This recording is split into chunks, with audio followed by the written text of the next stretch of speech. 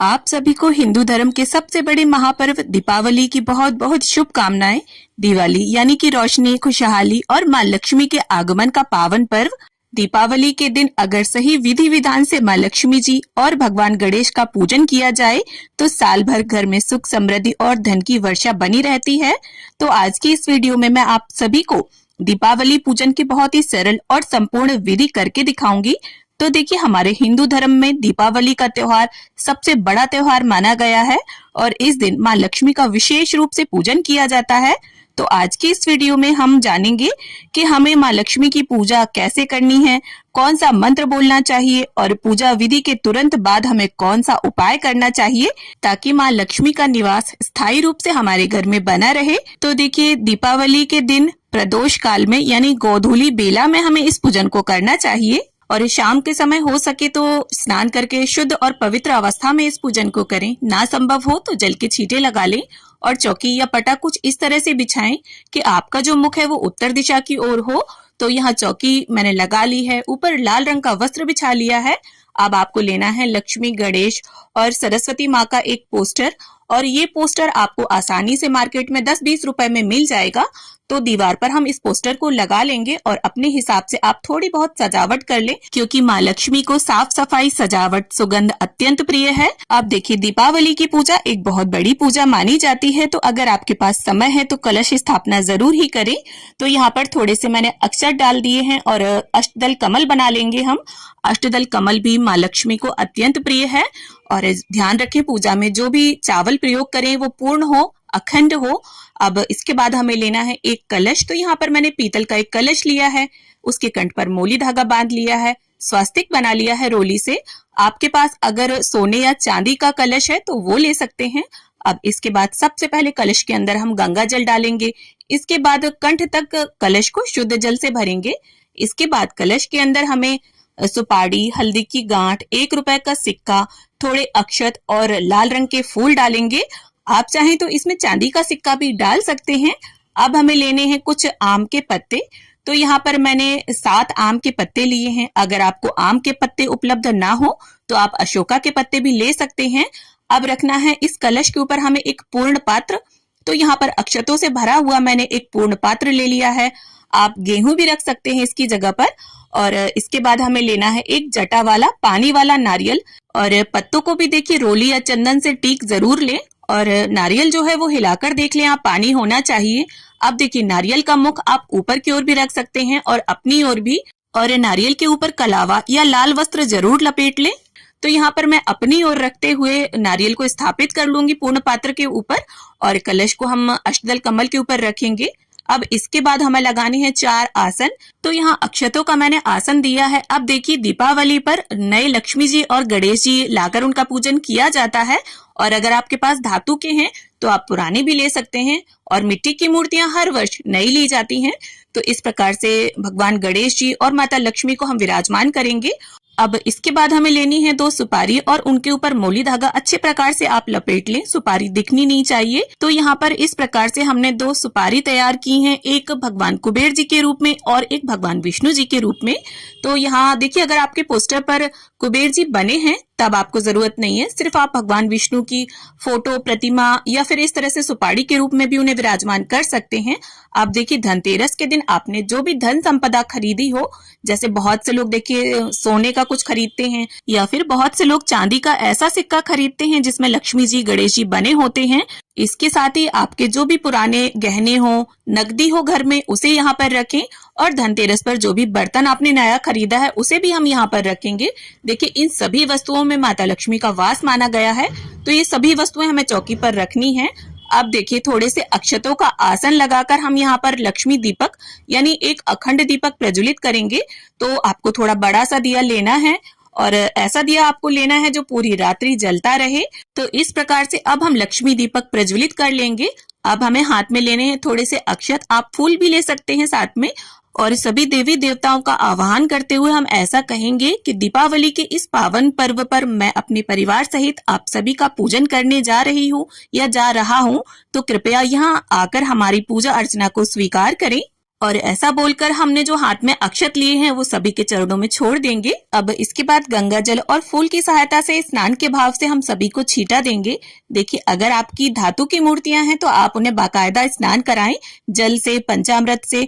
और स्नान के बाद जिस तरह से वस्त्र पहने जाते हैं वैसे ही प्रथम पूज्य गणपति जी को वस्त्र के भाव से कलावा और जनेऊ समर्पित करेंगे। माँ लक्ष्मी को यहाँ पर लाल रंग की चुनरी में उड़ा दूंगी। अब भगवान कुबेर जी, विष्णु भगवान, सभी को हम वस्त्र के भाव से कलावा और जनेऊ समर्पित करेंगे। इसके बाद सभी को हमें रोली या चंदन से टीका करना है। देखिए, माँ लक्ष्मी के पूजन में हो सके तो अधिक से अधिक आप लाल वस्तुओं का उपयोग करें। तो यहाँ पर आप कुमकुम से भी तिलक सभी को कर सकते हैं। अब तिलक के बाद जिस तरह से टीके पर चावल लगाते हैं ना, वैसे ही हम सभी को अक्षत अर्पित करेंगे। और ये देखिए, जो भी गहने, बर्तन या नकदी आपने रखी है चौकी पर, सभी का हमें पूरे विधि विधान से पूजन करना है, ठीक वैसे ही जैसे सभी देवी देवताओं का पूजन किया जाता है। और जो लक्ष्मी दीपक हमने प्रज्वलित किया है उसे टीका करना ना भूलें।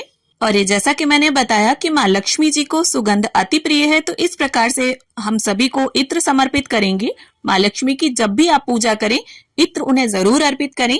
अब देखिए, दीपावली के दिन माँ लक्ष्मी को कमल का फूल विशेष रूप से समर्पित किया जाता है। और इस दिन फूल वालों के पास आसानी से आपको ये मिल जाएगा। अगर ना मिले तो इसकी जगह पर आप लाल गुलाब भी अर्पित कर सकते हैं। तो यहाँ पर गणपति जी को मैं लाल गुलाब अर्पित करूंगी और माँ लक्ष्मी को कमल का फूल। और इसके साथ ही जो भी फूल हो आपके पास वो भगवान कुबेर जी, विष्णु भगवान और लक्ष्मी दीपक, साथ ही कलश देव, सभी को हम अर्पित करेंगे। अब देखिए, लक्ष्मी पूजन में दीपावली के दिन माता लक्ष्मी को कुछ वस्तुएं विशेष रूप से अर्पित की जाती हैं जो उन्हें अत्यंत प्रिय हैं, जिनमें देखिए पीली कौड़ी, कमल गट्टा और गोमती चक्र, ये आपको लेने हैं। और आपको पूजा पाठ की दुकान पर आसानी से ये मिल जाएंगे और ज्यादा महंगे भी नहीं होते हैं। तो इस तरह से 5-5 की संख्या में मैंने ये वस्तुएं माता लक्ष्मी को अर्पित कर दी हैं। अब इनका भी हमें पूजन करना है, जल के छींटे लगाने हैं और रोली चंदन से आप इन पर टीका करिए। अब देखिए, भोग के स्वरूप में खील बताशा दिवाली पर जरूर अर्पित किया जाता है। तो यहाँ पर मैंने खील, खिलौने और बताशे लिए हैं और इन खीलों की वर्षा भी की जाती है। तो इस तरह से सभी के ऊपर हमें इनकी वर्षा करनी है। और घर में जितने भी सदस्य हैं, पूजा में जो जो शामिल हैं, सभी इस तरह से खील की वर्षा भगवान के ऊपर जरूर से करें। अब इसके साथ ही जैसा कि आप सभी जानते हैं कि दीपावली मिठाइयों का त्योहार है, तो जो भी मिठाइयाँ हो घर पर उनका भोग आप समर्पित करें। और इसके साथ ही मौसम में आने वाले जो भी फल हो, 3 तरह के, 5 तरह के, उन्हें भोग में रखें। और इसके साथ ही देखिए, दीपावली के दिन सप्तधान माँ लक्ष्मी को चढ़ाया जाता है। तो कोई भी आप 7 साबुत अनाज ले लें। तो यहाँ पर मैंने चावल, गेहूं, जौ, काले उड़द, साबुत धनिया, साबुत मसूर और चना लिया है। तो आप कोई भी 7 तरह के अनाज लेकर समर्पित करें माँ लक्ष्मी को। इसके साथ ही माँ लक्ष्मी को कुछ श्रृंगार का सामान हम अर्पित करेंगे। तो आप 1-2 की संख्या में या 16 श्रृंगार भी अर्पित कर सकते हैं। अब देखिए, दीपावली के दिन पूरे घर में रोशनी होनी चाहिए, जिससे माँ लक्ष्मी का जब भी आगमन हो उन्हें कहीं भी अंधेरा दिखाई ना दे। तो आपको इस तरह से देखिए दिए लेने हैं। आप मिट्टी के दिए ले सकते हैं, आटे के दिए बना सकते हैं, कैंडल्स जला सकते हैं। कुल मिलाकर घर में रोशनी होनी चाहिए। तो यहाँ देखिए, सरसों के तेल के दिए जलाए जाते हैं। तो आपको सरसों का तेल और बाती लेकर इन दियों को तैयार कर लेना है। तो यही चौकी के पास बैठकर आप इन दियों को तैयार करें। अब देखिए, भोग स्वरूप सभी वस्तुएं अर्पित करने के बाद एक पान के पत्ते के ऊपर जो भी आपने भोग अर्पित किया है वो सभी थोड़ा थोड़ा रखकर इस प्रकार से माँ लक्ष्मी को अर्पित करें। और आप चाहें तो मीठा पान भी अर्पित कर सकते हैं। माँ लक्ष्मी को पान अत्यंत प्रिय है। अब इसके साथ ही अपनी शक्ति और सामर्थ्य के अनुसार कुछ दक्षिणा निकाल करके रखें।